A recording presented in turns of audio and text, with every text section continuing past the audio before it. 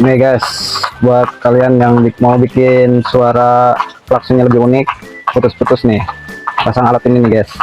Ya, saya coba nanti ke motor NMAX ya. Berhubung motor saya udah pakai klakson keong ya, yang double.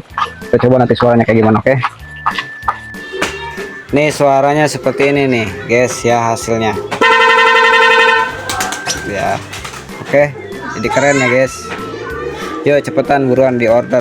Mumpung harganya masih murah, 12.000 aja guys, 12 ribuan aja. Yuk di check out langsung.